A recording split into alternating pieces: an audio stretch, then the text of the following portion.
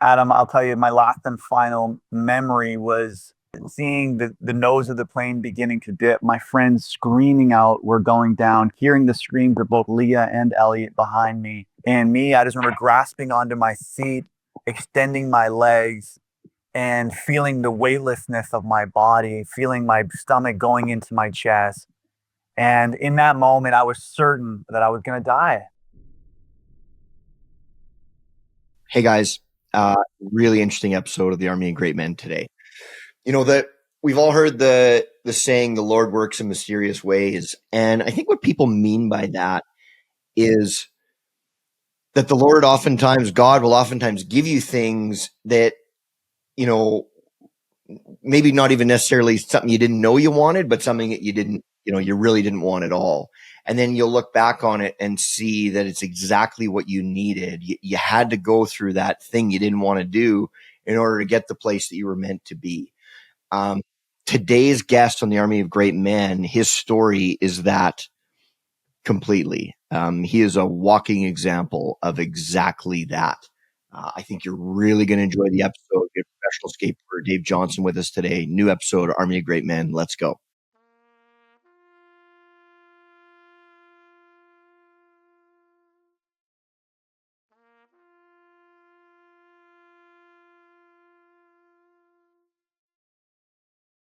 Dave, welcome to the show.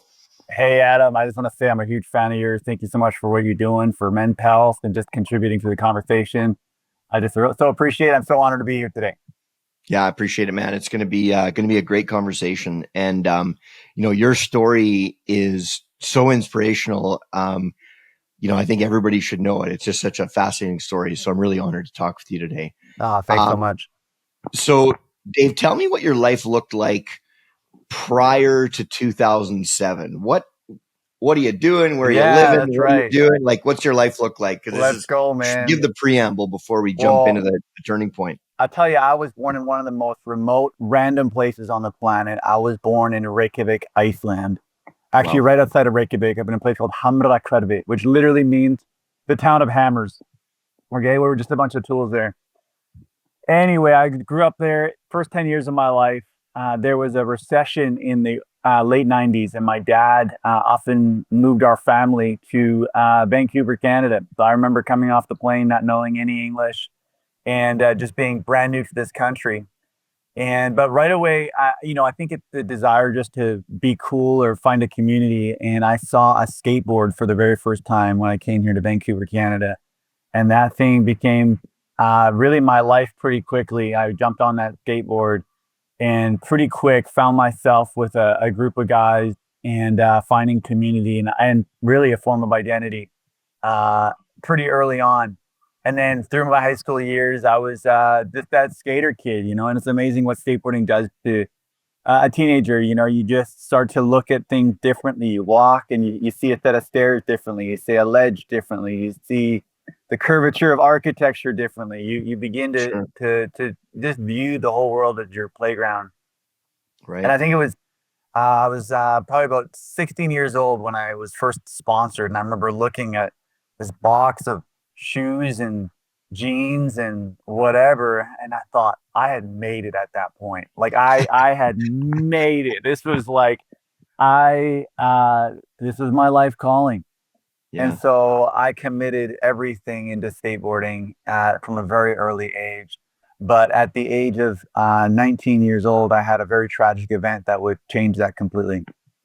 So let's talk about that. Let's talk about what happened on that fateful day For in sure. 2007. 2007. Well, after high school, I made the decision to go back to Iceland. I had grown up here in Canada. And for 10 years, I had lived here in Canada. And something was drawing me back to Iceland. And so I went back to Iceland.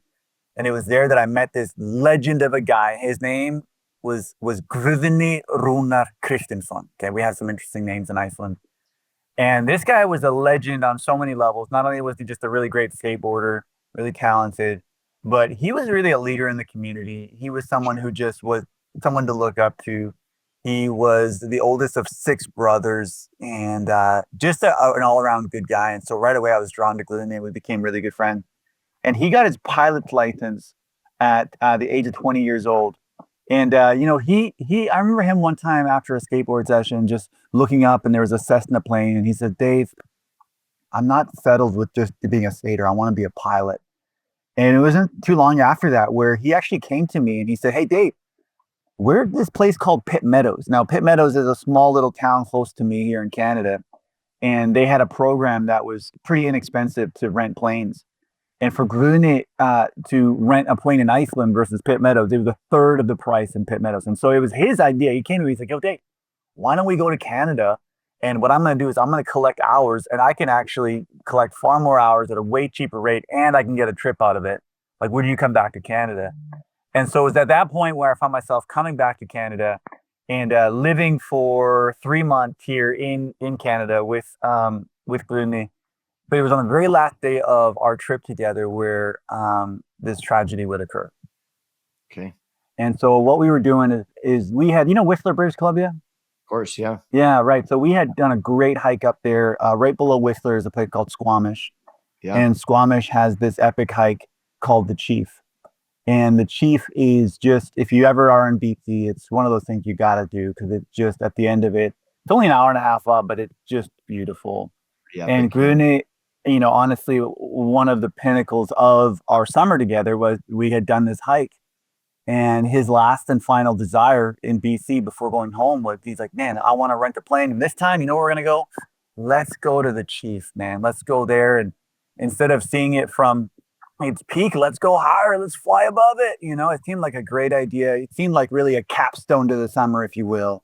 Sure. And so we flew from Pitt Meadows and we were going on our way to Squamish. There was 4 of us on board, a really good friend of mine named Elliot and a really good friend of mine named Leah, both people who I'd graduated with. And it was a beautiful August day, little cloudy here and there, but sunny nevertheless, and good flying weather. We're flying through some of the valleys, what's called the Indian Arm. But as the Indian Arm, if you take a look at the map of BC, the Indian Arm slowly curves westward. As we came westward, we began to see more and more clouds coming our way. And so Grune had to make the difficult decision that he didn't feel comfortable flying, of course, in mountainous terrain through clouds. He had to make the difficult decision of turning the plane around, which was such a curveball to our day because we really wanted to go there. And, Adam, at that point, we should have called it a day. We should have said, "Hey, you know what? It's been a great summer." He got over 32 flights in 3 months. Yeah. And, but we were young, ambitious, and probably a little dumb too. So we broke up the map and we looked at the map and we saw that there was a neighboring valley that was beside the one that we were in. And we made the swift decision that we're gonna try and see if there was any clouds in that valley. And so that was our mistake, really, because the moment that we came into this valley for the very first time, I saw my friend scared. Grune had always been a confident pilot. He'd always known what he was doing. And but for the very first time, I saw him and I saw his hands begin to tremble. And I knew why. Because this valley was really narrow, Adam. And when you're flying in a narrow valley, just like if you're driving on a narrow street, to turn around is hard. It's difficult. Yeah. It's impossible in some cases. Yeah. And that became a reality pretty quickly where we began to realize that we were going to have a really hard time trying to turn this plane around. Because what can also happen is in valleys, you have this wind that goes over the ridges of the mountains. And so you can't just go straight really close to the mountain because the wind currents are different there, right?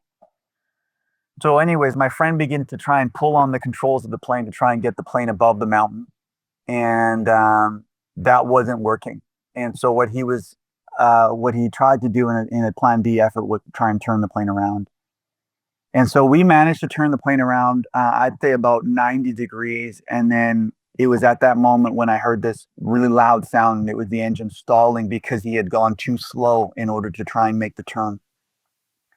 And Adam, I'll tell you, my last and final memory was seeing the nose of the plane beginning to dip, my friends screaming out, "We're going down," hearing the screams of both Leah and Elliot behind me. And me, I just remember grasping onto my seat, extending my legs, and feeling the weightlessness of my body, feeling my stomach going into my chest. And in that moment, I was certain that I was going to die. Like there was every part of me thought this is the end. And my last memory is just hearing the tips of the trees on the right hand side, boom, boom, boom, hitting the wings. And then I black out. And we crashed going 125 kilometers an hour. Jeez. Yeah, into the side of the mountain. Really, actually, in the depth of the valley. And we crashed, Adam. And here's the miracle is that where we crashed there was an old tree, mossy, old wood. You know, we're talking like old forest.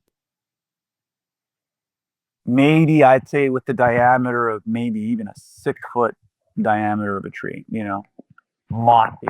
And we boom crashed right into that. But the plane is at like about an 80 degree, like this. The miracle, because there was a riverbed right there with rock. If we would have crashed honestly a few feet over this way or a few feet over that way, we would have hit rock. We would have been dead instantly, all of us. Yeah. But by God's grace, we crashed into this old tree. And I'm unconscious for a period of 20 minutes. So this next part of the story comes from the mouth of Elliot. Okay. He tells me that, so Elliot's conscious. He doesn't get knocked out. He looked over to his left. Leah's conscious. They kind of get their bearings a little bit.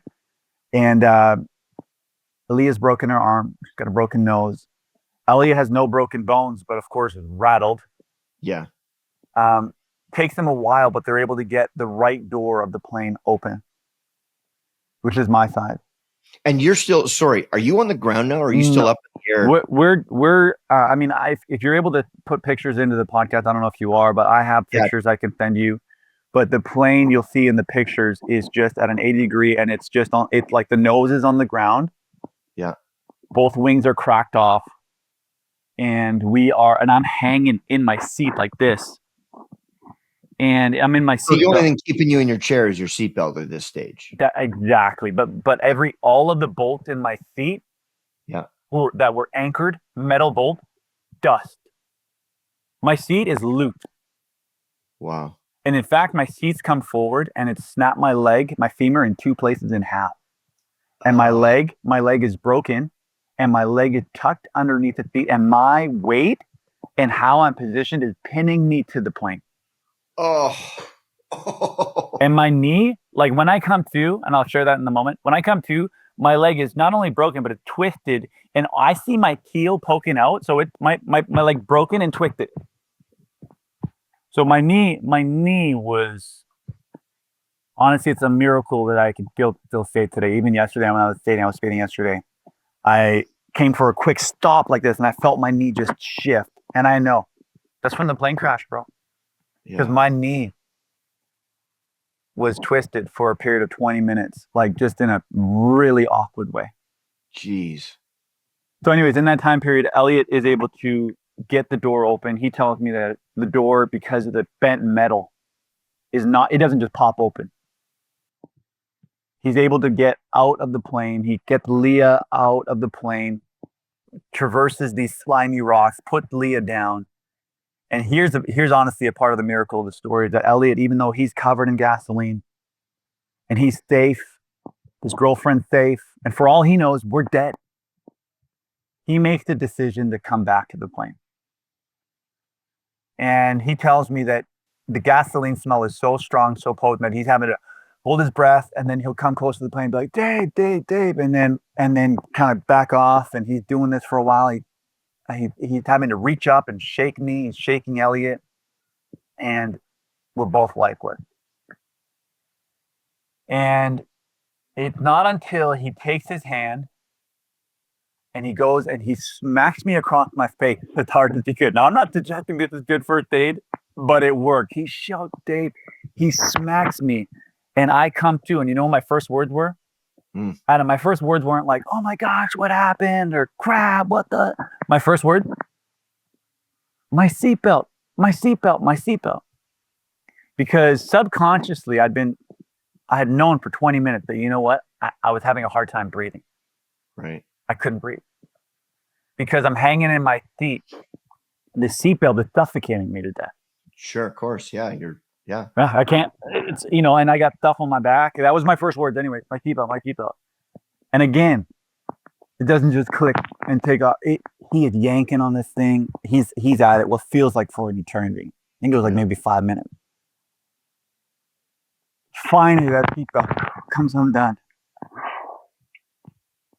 and just I feel like the blood begins to come back into my head and my face, and I can like breathe again. But then I start to come to, and I'm like, oh my gosh, like look at all this blood that's around me, and it's my blood. Yeah. And the windshield broken and shattered in a million pieces, and it's all over my face. I mean, you can't see it right now probably because of just the quality of the video, but I got scars right here. I got a scar above my eyebrow, and then above my hairline, I had scars. I was picking out glass. When I came to, there was a shard of glass that stuck out of my face about 3 inches. Jeepers. And so seatbelt undone, and I looked to my left, and there's my really good friend from Iceland, my brother, and it's Bruni, and he's unconscious and he's breathing his last sound. Mm. And it's a moment that I'll never forget. But I witnessed my friend go from this realm into another. Witness him, I believe, go to heaven. And he was such a good guy. His life was cut short. But everywhere I speak, I try to keep Brunet's memory alive. And in the Bible it says that a seed must die in the ground in order to bring forth life. And what I believe about Brunet's life is that just like a seed, his life was in that plain planted, if you will. And my hope and prayer is that this story would inspire people to live their life, never take life for granted, recognize that life is so special and that we are not promised tomorrow. We're not even promised today. And when I saw Gwyneth die, it was just a moment in my life that would just forever change me. It really would. Yeah. It was also a moment that would scare the heck out of me because I did not want to die in that plane. I would like, Elliot, like, this, I can't, this isn't it. But it looked like it because I was pinned. There was nothing I could do. At first, my leg was I was so weak. And for what felt, again, for a long time, I tried to yank my leg. My jeans were caught on something underneath it. And Elliot would push on the seat and I would try and yank on my leg, but it was just locked in place. Right. And then just in just a last ditch effort with everything that I had, I just went and I yanked my leg out so hard. Actually, later to find out by the doctors in the hospital that what we were doing there was actually extremely dangerous. And in many ways was a mistake. Now, I'm thankful I did do it because it would take the search and rescue 6 hours. If I hadn't done that, my leg would have been amputated. Right. Yeah. Yeah. But what many times happens is in a car crash or in an accident like that where a femur break, people try and do exactly what I did. And in so doing, they'll actually cut the artery because many times the bone will be broken and sharp and they'll yank on their leg and that bone will actually internally cut the artery, right? Yeah. And then you're done. And then you got 7 minutes, you're done. Yeah. And so that, for whatever reason, thank you God, didn't happen. I got my leg out from underneath it, but it was a watermelon, bro. The thing was like, just imagine the width of a watermelon. It's bigger than that. Big. Swollen. Yeah. Just a thing of water. Just, whoa. And so anyways, I get onto Elliot's back and then Elliot carries me.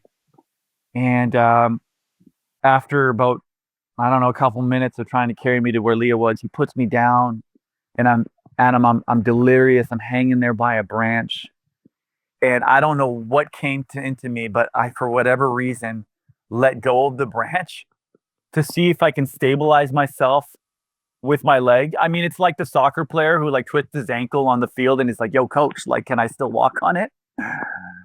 And my leg just noodled. And I do the splits And Elliot's, some choice words came out of Elliot's mouth, like, "Hey, what the, what I mean, you flipping idiot." And so he picks me up, and we were just a mess, bro. A couple of 19-year-old kids, in the heart of a valley with no cell reception. And so he puts me down. He ends up going back, getting the first aid kit, putting some patches on my face. But then, Adam, once the adrenaline wore off, I started to go into shock.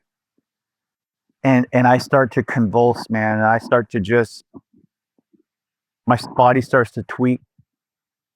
And Elliot goes back with an X-Acto knife and takes all the leather of the seats and begins to try and cover me just to retain some heat. Mm. And the airport, or Alt Air was the name of the company. They're no longer in operation, but they hadn't had a crash since 1974. In Cessna 172s, they'll send a signal every like 20 minutes. Beep, beep, maybe even less than 20 minutes or something like that. And even though they saw our signal was just hovering in that valley, they didn't call search and rescue. Then there was a shift change. And then after many hours, and this was their fault, they finally called search and rescue. Now, here's the trippy thing. Search and rescue was doing a practice 2 valleys over for the very thing that they were actually about to do. They were practicing, not plane crashes, but taking individuals, helicopters, taking people, individuals out of valleys. They were literally a couple valleys over. So finally, when they did call, you know what? They were ready, already suited up. It's like, yo, we need these. You guys already suited up. We'll just jump over a few valleys. And so, but still, that was 5.5 hours later, which was enough time for me to literally hit absolute rock bottom, crying out to God. And I was, by the way, I was so far from God at this moment in my life. And my last and final memory, actually, I didn't have my, people ask me, did your life flash before your eyes? I didn't have a visual flashing before my eyes. You know what I did have? I had a guttural regret of how I'd lived my life.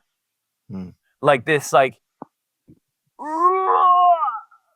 feeling of just like, no, boom, crash. Yeah. And I've given many speeches, and of the one speech that entitled "Leave Life Empty," and it's this idea, in the New Testament, Paul says, Timothy says, "I've been poured out like a drink offering, and I got nothing left." At the end of Paul's life, he's like, "Yo, I'm heading out of here," and he's like, "I'm ready for my departure." That's what he said.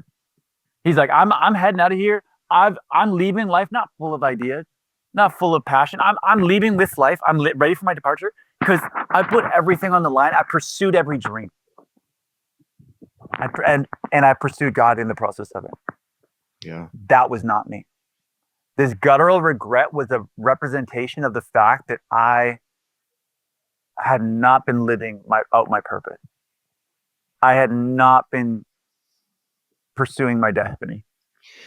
You know what I mean? Dave, do you think if you'd have been rescued after an hour, do you think you would have had those same realizations? I think that the cry just gets deeper and deeper the Right. closer you get to that moment of passing, because I honestly, when my body started to tweak and that shock started to set in, I really thought this was the end. So if you subscribe to the idea that everything happens for a reason, it sounds like having to wait was part of the gift. Yeah, man. I mean, it's like a steak or a meal, right? The longer you wait, allow that steak to sit and get seasoned, the better it is. Yeah. And sometimes the way that the Lord works is, actually most times, the way the Lord works is He'll push us to our limits. You know why? Because by doing so, He increases our capacity. Think about a balloon, right? If you push that thing to its limit, you're literally increasing the capacity of that balloon. And so, the process of refinement, God will push us to our very limit. Yeah. And then, I like to think yeah, of it as like God's the personal trainer for your soul, come on. right? Like when you go to the gym and you're working out with a trainer, the trainer's going to push you oftentimes harder than you're going to push yourself. And like some people just have that inner drive. They're just going to push themselves in it every way all the time anyway. And those people, like that's great, but that's not the norm. Like that's not how most people are wired. So, you're at the gym, you've got that trainer pushing you and pushing you and pushing you past where you would probably push yourself. And I think God sort of operates the same way in that he will push you into points of discomfort that you would never choose on your own. You would never, you'd never choose, I'm going to go get in a plane crash and wait 6 hours and break my leg in half and lose one of my great friends. And you'd never choose that. But maybe that's what you needed, because as we know,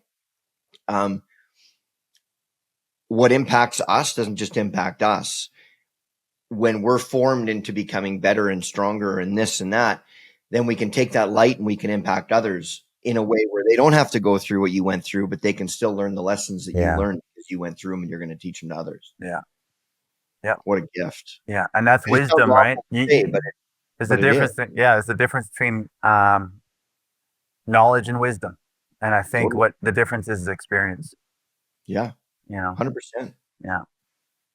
Yeah. Yeah. So we laid there, and then finally I heard these boom, boom, boom, these choppers, and I look up, and there were two choppers. There was search and rescue, and then there was the global news, the big camera, and then this guy in orange. I still remember his name was Brian, and he looked at me and he said, "You're gonna be okay." And what's an interesting statistic is that if you're in a critical condition in the middle of nowhere, and if you have another person with you, not even doing first aid, I'm simply saying the presence of another human being looking at you, bringing you comfort. Mm-hmm. You know that statistically you're more likely to make it. Really? Yeah. Straight up statistic. You can look it up. It's kind of like the same thing that,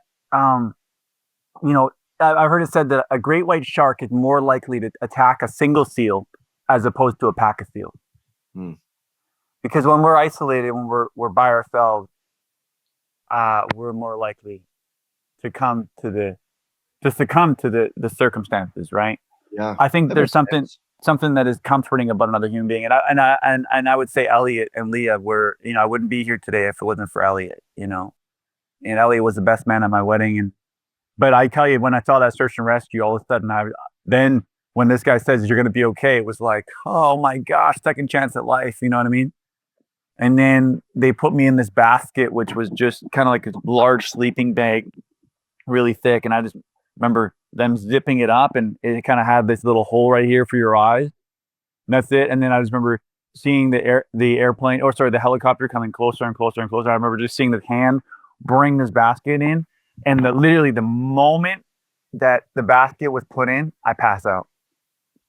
And so you're done fighting at that stage. You can finally relax for a second. Boom. Oh, man. And then I'm getting emotional just thinking about it. And then my next memory is this undipping, and it's like the brightest light ever. And I'm in this parking garage, this ambulance parking garage in Royal Columbian Hospital here in Vancouver. Yeah. Big old thing, and just doctors and nurses. And my family, bro, my sister, my dad. And it was emotional, bro, because, you don't realize how valuable life is and how precious your family members are until you kind of go through something like that. A couple of days before this, my sister had some friends over, and I think had used my Xbox and had left some of my Xbox games like not put away or something. Or I don't really. I remember getting in a fight with my sister. And you think that mattered at that moment? Right. Of course not. You know what I mean? And so sometimes God will allow for us to go through things like that to reprioritize our life. to help us come to realize what's important. You know, anytime that there's a shift, usually there's a shake. Let me explain this for a second. You know, before the tectonic plates shift, you know what happens? An earthquake is shake. Before the chiropractor starts shifting things in your body, you know what they do? They take a vibrating gun or put you on a vibrating table. They start to, the reason why we saw such a cultural shift during the pandemic, we saw a huge cultural shift, is because there was great shaking. And so what sometimes God does is he'll shake things up, because you know what he's doing? He's shifting you into a new gear. And so what I'll often say to people who are going through hard times, and what I coach myself sometimes, when I'm going through a season of shaking, I'm like, you know what? The Lord is shifting me. And I think our attitude has the ability to either repel us or propel us, right? Because shifting can either shift things down, or I think they can shift things up. Look at mountains. You can have a valley or a mountain. And, it was the help of actually a nurse. I was there in the hospital room on my 8th day in the hospital. And this nurse, there was a ton of flowers and skateboard magazines around. Her name was Nancy. And she grabbed one of the flowers, and it was what she called a New Zealand lily. And this New Zealand lily has 7 petals instead of 6. I didn't know this until she told me this. Okay. Okay. And so, which means that the flower itself, Adam, is heavier, right? Because it's got the 7th petal. Sure. Now, if you were to put the New Zealand lily on a normal lily stem, what would happen to that flower? It would just fall over. It would fall over. Yeah. In order for a New Zealand lily to hold the 7th petal, it blossoms not in the 3rd season of harvest like normal lilies, but interestingly, in the 7th season. Okay, so get this. This is what she's telling me. She says, Dave, it takes 7 years for this flower to blossom. I'm like, whoa. She's like, that means that it endures 6 hard winter seasons before finally giving birth to the flower. And then she looked at me and she says, Dave, some of us are New Zealand lilies. And if you want to hold the glory of the 7th, you're going to have to go through more winters than other people. Yeah. What a great analogy. I love that. Right? Because in order to grow the root system, to grow a strong enough stem, to have enough leaves to be able to support the 7th, you need the 6. Yeah. Sure, if you want to just hold the 6, that's fine. You can go the 2-3 seasons, no problem. And she looked at me, another life-changing moment, and she said, Dave, this is just one of many seasons you're going to go through. But you're a New Zealand lily, son. And that seed of faith, that word of faith, would change my life, because it would forever give my pain purpose. Yeah. Every season of pain, every shaking gave me purpose, that this is simply setting me up for the 7th. Yeah, it's amazing, Dave, because like what you're describing, it's one of the things I really, really wish the whole world could understand. And I worry because, what kids are taught today is that adversity is something you run from, and that, we're only going to do things that are hard, and, don't be offended, and don't have your feelings hurt, and don't do this and don't do that. And because all those things, we're just going to protect you from all those things that are uncomfortable. And unless you are coached or have the awareness to understand that pain is something that you don't want to go looking for it, but when it finds you, like, you got to embrace it, because you have to feel it either way. The question is, are you going to make something good from it? Let's go. Or are you just going to let it just put you in a ditch that you're not going to get out of? That's right. And we all know people, you and I, everybody, we all know people who never recovered from some sort of adversity, whatever it is, and they never recover. And the reason they don't recover is that they don't understand that the way to recover is you got to face it. You got to face it. You got to use that pain to do something great, to propel you to where you're supposed to go.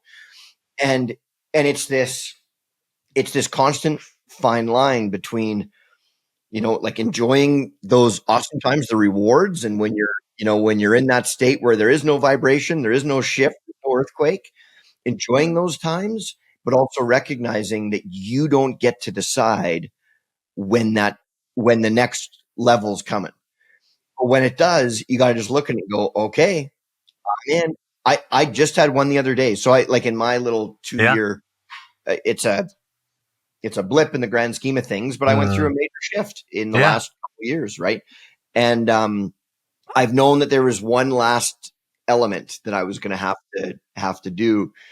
And a couple things came up, and I'm not going to say what it was. I'll maybe talk about it another time, but a couple things came up, and like, it was just the other day, I had a full on panic attack going, like, oh my, like, and then I just stopped and I went, okay, God, I hear you. Like, Come on. You don't have to keep yelling at me. Yeah. Got on the call with my life coach. I've got my notes right here for my meeting. Wow. I'm tackling it. I know exactly the work I have to do. Yeah. If you're listening to this, you've got that pain and you don't, you're like, oh yeah, I've never really dealt with this. I've never really dealt with this. Yeah. The truth is, you probably need a shepherd. You probably need a guide. You're probably going to, it's probably going to be easier for you if you embrace a higher power. It's going to be easier for you if you talk to people who've done it and say, what do I do? And you're going to be blown away at how simple the answers are. Yeah. Like, the answers to healing from this stuff, it's actually not that complicated. You just got to feel it. Yeah. And so if you're you looking, got to feel it. You just got to feel it. Yeah. And so if you're looking for some magic bullet and, you just do this. The only way out is through. The only way out is through. It's the only way. You got to sit in the pain. You got to feel it. You got to sit in it and just feel it and think about it and feel it and let it wash over you. And it might take a day. It might take a year. It might take 5 years. But when you're done it, when you've actually felt that pain, the reward is so big that you'll look back on the pain. You'll look back on the pain with gratitude. Absolutely. Yeah. And that's when you know you've figured it out. Is when you go, oh man, look at what I have now. I wouldn't have this if I didn't have to go through all this really brutal stuff. But when that pain is done, it's done, and the reward is forever. Yeah, it's that's an true. Amazing trade. Yeah, come on, it's true. Yeah. If I can just say to the anxiety attack, I've had a few, and I have family members who struggle with that. And something that someone shared with me that's helpful is, if you're ever having an anxiety attack, if you're able to step aside from the situation, put your hand over your heart and say the words, "I am safe in my body." I don't know why. So I've had this, and when I learned that, I was at the pool like a year ago, and I had this just rush of just anxiety and fear, and somehow it works. It just put your hand over your heart and just say these words in faith. I am safe in my body. Yeah. And for whatever reason, just like, you know what, this is my body. I'm safe in my body. Yeah. And, but you're right about the only way out is through. And, I heard it said that buffalo and cows, they react differently to storms, right? A cow will run away from it, and a buffalo charges at the storm. And so in life, you're right. This generation, we're being coached to run away. We're overly comforting this next generation, but we ought to teach them that, you know what, every life has its mountain peaks, as you said, and those highs, and it has its lows. But what's interesting is that, what the mountain peak is, I've heard it said, is a time when you get vision, clarity of mind. But where do you find the fruit? You don't get much fruit on the mountain peak. Maybe a few little blueberries. They're usually pretty small and sweet. But where you get the fruit is in the valley. Yeah. And where you and I grow, and where the true fruit is established in our lives, is actually in the depth of the valley. And David says, even though I walk through the valley of the shadow of death, I will not fear. And you notice he doesn't say, if I walk through the valley of the shadow of death. He says, when. Because the reality is not if. The reality is all of us go through the valley of the shadow of death. The question is when. And you're right about seeking that higher power. For me, I think faith is seeing not with my eyes, but seeing with my heart. Yeah. Yeah. Well, and Dave, and we're going to get into your faith in a minute here. I'm a Christian, but I'm not the Christian who goes out and says, you have to be a Christian or else, and you have to do this or else. Everybody has their own path. There are lots of ways you can find glory and find your path and all that stuff. Like, I don't think that Buddhists are going to hell because they're not Christian. Like, come on, give me a break. But I'm a Christian. I know. Yeah, I you're understand where you're coming from. Absolutely. Yeah. So, what I tell people all the time is I don't care what you believe in, as long as you believe in something bigger than you. And as long as that thing drives you to somewhere good. Yeah. If your faith or whatever you've decided is driving you to bad places or driving you to influence other in bad ways, you've either picked the wrong one or you're using it wrong. So right. Yeah, I get you. Yeah, but for you and for me, we've both chosen Christ as our guy. That's our path. This is where we're going. This is who we trust, and these are I guess the teachings that we follow. So talk to me about, you've healed up, you're back on your feet, both literally and figuratively. Where does life go from here? Where do your priorities go? What have you done with your life since? Sure, that's a good question. Since you've recovered from the plane crash? Yeah, so I spent my 20s doing two main things. I had a principal pretty early on come to me and say, "Hey, would you like to share your story in my school?" And I said, "Oh, yeah, I'd love to do that." And his name was Mike Keenan. And so I started doing motivational speaking from a very early age, like from about 20 years old. And that became a real passion and a job of mine and I still do that. I'll speak probably, anywhere from 2 to sometimes 20 times in a month. There's in a busy season. Oh yeah. There's been months where I've spoken over 40 times. Wow. But anyways, and then there's been months where it's chill. Right. So, but motivational speaking mostly about resiliency, overcoming difficulty and challenge. There's I've heard it said there's riches and niches or niches. And so that's kind of my niche. My niche is I'll actually bring my skateboard in. I'll bring ramps and rails. I'll jump over the principal. I'll grind. I got this one signature trick called the crooked grind nollie kickflip out. And so I'll bring professional level tricks and a story of resiliency. And so it's not just this ethereal concept, but I'm like, guys, my life is the very embodiment of this thing, right? Sure. And so I'm really passionate about that. In my 20s, I was a youth pastor, so faith became pretty important to me. And I went to Bible college. I got my undergrad in theology. I worked on my master's in biblical and theological studies, and worked at various different churches and held different positions as a pastor. But really, the pandemic really changed all of that because, of course, with the pandemic, the churches closed, the schools could no longer do the assemblies. And so I found myself actually beginning to skateboard again. So we ended up selling our house in Pitt Meadows, and we did pretty well financially there. And I was living on a farm paying really cheap rent.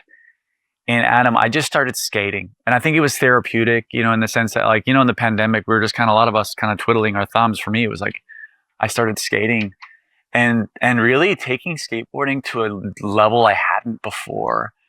And I, all of a sudden, my skateboard career is different from other people in the sense that most skateboard careers kind of go off in their 20s or late or teens or something like that.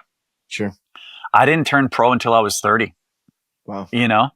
And so, which is late for a person to turn pro, right? Because, and also with the industry, it's not just like the young kids. There's now older guys who are picking up a skateboard, and so they want to resonate with guys their age. And so, yeah, I put myself kind of just full on into skateboarding, and then began to see the recognition there, and turned pro for Reliant Skateboards and Fury, and now I skate for Odd Circus Shoes and a few other brands, and that's been really, really helpful. I travel a lot, and currently I'm number 26 in Canada.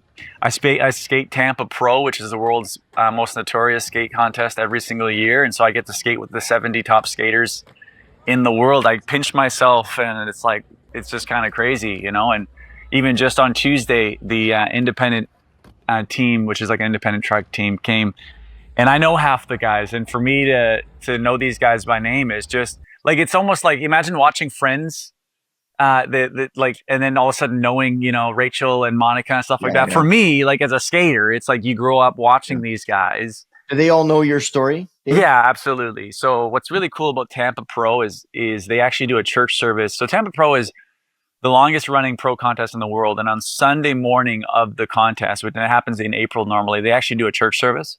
Cool. And the last 3 years I've been able to actually lead that. And I've actually been doing something called skateboard chaplaincy, where I actually travel to Street League, Jackalope, and some of the biggest skateboard contests in the world. And what I do is I support riders of faith. And in some cases, I'll lead a little leadership lesson, or, honestly, sometimes it's a word of prayer for guys who are injured. Just being that spiritual support. When you're on that world stage and you got sponsors and you have people watching you and you're navigating injuries and stuff like that, to have someone there who's just beside you to go, man, how you doing? And hey, is there anything I could pray for? Is there anything that's going on in your life? And even accountability. Some of these guys, they're giving up drug addictions or alcohol addictions, and they're just, because they're living this life where they're expected to perform, jumping down stairs and grinding handrails, traveling the world. It's a big weight to bear, right? So because I'm a father of 4 and I also have a career in speaking and lead a church and stuff like that, I mean, I skate contests, but not to the capacity that these guys are, which are literally their sole income is professional skateboarding. And so anyways, to have the honor of just knowing these guys personally, texting them, and being a chaplain to some of them is a great honor. And yeah, I don't take it lightly. It's been a huge honor. So yeah, I mean, during the pandemic, I did a lot of skateboarding, and then once everything started opening up again, I started motivational speaking, and I think because it was like this thing was removed from me, I thought I'd lost my career. All of a sudden, to be given it back was like this, wow, amazing. And so, still speaking in schools, conferences. I haven't shared this on my socials yet. I've actually just recently been chosen to do a TEDx talk for West Vancouver on October 11th. So that's a huge milestone. I've never done a TEDx talk. And but let me bring you to a moment where my son asked me to go skateboarding in the winter time 5 years back. And here we're in British Columbia, where it rains for half the year. And so I said, "Oh, Jet, you want to go skate? That's fine." So that I packed the van, and I went to the Superstore underground parking lot, where the security is fine with us skateboarding. The skaters you'll often see in the corner of Superstore parking lot, a ramp or a rail, because again, we got no covered spaces for youth. And so as I'm picking up my skateboard from the trunk, my son looks at me and he says, "Dad, what are we doing?" And I said, sorry, how old's your son at this time? He's got to be about 4 years old. Okay. So Jet looks at me and he says, "Dad, what are we doing?" I said, "Well, we're going skateboarding." And he asked me this question that would again send me down a trajectory, which I'm doing right now. He says, Dad, what are we doing in a parking garage?" And it was like the light bulbs went off, and I got a calling in my life that went beyond just speaking to creating spaces for youth during the winter time, to create places of belonging. And because it dawned on me, I'm like, man, I do not want my son to grow up the way that I did, which was half of the year I'm skateboarding in parking garages, because kids don't stop skating. They just stop skating outside and they go into parking garages and places they shouldn't be. And so I've spent the last 5 years, I started a not-for-profit called Skate Undercover. And I started going to municipalities, mayors, councils, boards, Rotary clubs, community centers, churches, everywhere, which would give me, and this was not a job, this was just a passion project of mine, and I'm still at it, where I began to advocate for more covered spaces for youth. Cool. Yeah, and so that's a part of who I am, and that's something I'm really passionate about. And in November of last year, a wealthy man by the name of Roger. So Roger, if you're watching this, shout out to Roger. Thank you, Roger. He owns a building here locally that's about to be demolished in about few years. We got maybe 3.5 years. And he's nice enough to give us cheap rent. He said, Dave, you're free to build a skate park in here. And so since November, we've been, we gutted the building, cleaned it out. It's an old pub. And we started something called the Belong Center. And so because, yes, Skate Undercover is the not-for-profit, but we wanted the name to embody not just skateboarding, but to go beyond the borders of skateboarding, really I think at the heart of humanity is this desire to belong. Yeah. And so where I'm sitting here today is the Belong Center actually in Port Coquitlam, which is an inner city camp. And then the Belong Center in Port Moody is a pub that is an indoor skate park with actually a sauna and ice bath on the patio. And so it's been a probably about a 7 or 8 month journey. We're about to open our doors. We have inspections coming up, and I've spent the last 7-8 months traveling for skateboarding, speaking at schools, and that's so much fun, and I'm really passionate about that. But what it feels like is we're about to imagine an old car that's been restored, this old building, and it's been restored. Like Windsor Plywood gave us $12,000 worth of wood. Shout out to Windsor. Galactic Entertainment gave us a full sound system. Maranatha Architects gave us thousands of dollars worth of work for free. And I'm missing, like, honestly, many companies that Veco. There's been a ton of people who have been involved, volunteers who, this moment right now, Adam, it feels like an old car that's been restored, or we're about to turn the keys to see if it turns on, Cool. in the sense that we're about to open up for business. And it's a really exciting time. We got a 80-foot mural that's being painted on the building right now. The city of Port Moody has what's called Art Outside Festival. And it's amazing how God works. I happened to meet with this girl, Crystal, and who's an artist. And she says, oh, what would you like to do on this building? I said, man, I'd love to paint a big mural on the side of it. And next thing you know, the city's contacting her about doing murals. And as we speak, literally right now, we have muralists painting the mural. And if you do live in the Lower Mainland, August 17th is Car Free Day. The bottom part of the mural is this cool wave, and we're inviting kids and families to finish the mural on August 17th. And Cool. so the kids can paint, they can make their mark on the Belong Center. And so that's what I'm doing right now. I also lead a church called Belong Church on Sunday mornings. We meet in Canada's largest parkour gymnasium. So we, have one of the craziest kids departments ever, and you got to sign a waiver to come to our church. And but we meet in a parkour gym. So that's who I am. That's what I'm passionate about. And like yourself, man, I'm a Christian, but I'm a guy who grew up at the skate park, meaning that I love and appreciate all people. And the reason why I named the church Belong Church is because I believe that any person, despite their past, despite their present, or despite their prospective future, they have a place to belong there on a Sunday morning and to hear good news. And how many people belong to Belong? To Belong. So, I mean, to Belong Church, I would say somewhere around 60 people would call Belong Church their home. I think last Sunday we had like 45 people. So it's a small community. Yeah. But when it comes to kids, I'm assuming. Yeah, a ton of them. But when it comes to the Belong Center, we've had over 62 volunteers. Today, we actually have a barbecue appreciating our volunteers as well as casting vision for the future.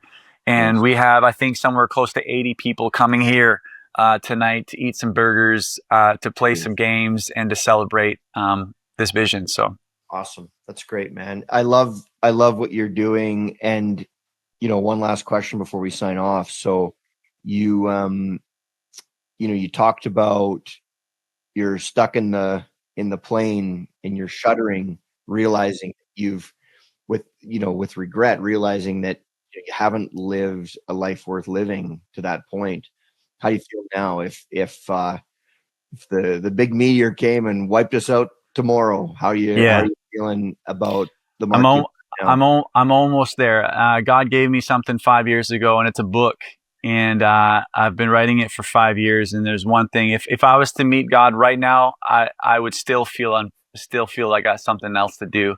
And that's the way of life. So, but now it's at least now it's a disposition towards God, towards my purpose. I'm running after it. Do you know what I mean? Yeah. I'm chasing it. I know that when I release the book, Adam, guess what? there's going to be another another thing. There's going to be another thing, right? And so I can at least say that to you now that, you know what? I'm facing towards love, purpose, and destiny, as opposed to before. I think I was just a 19-year-old selfish kid, which most times, let's be honest, when we're 19, we all are. Find me one who isn't. Yeah, exactly. Right. Totally. Yeah. Yeah, for sure. Yeah. Oh man, this is like, and I'm sorry for the loss of your friend, Dave. So I, and I, regret for sure. And so I don't mean to be flippant when I say this, and I don't mean to glorify tragedy in any way, but it is really inspiring to see what you did with your worst nightmare, right? Like at the time, like how could you think of anything worse? And so, I hope that this inspires others to look through their pain and ask the question if there are some gifts and lessons within that they can use to grow to the point where they will look back on that pain with gratitude. And it sounds, some people probably get mad just hearing that, like, just how could you ever say that? But if you ask anybody, ask the greatest people the wisest people they don't go running around necessarily telling the story of their pain, but I guarantee you they've been through it. They've been through something awful. And more often than not, the greater the man or woman, the harder the journey was. Absolutely true. So, don't think that you're unique in the fact that God knocked you down a couple times, right? It's not out of hate, it's out of love. I promise. And the only question is, are you brave enough to go back and feel that pain again to find the reward? Because that's what you got to do. That's what you got to do. Through the pain to find the gold. Yeah. And it's there. So, anyway, Dave, with that said, I really appreciate you spending some of your valuable time and keep going, man. I know you're impacting people every day and probably more than you know. So, thanks for this, guys. Another new episode, Army of Great Men in the books. Let's go. Guys, thank you so much for having me. Check out davejonsson.com for more information. You appreciate you, Adam. And Dave, just so you know, we're going to post all your stuff everywhere. So they'll be amazing. Yeah, you bet. Thanks for having me on, Adam. Okay, talk soon. Thanks.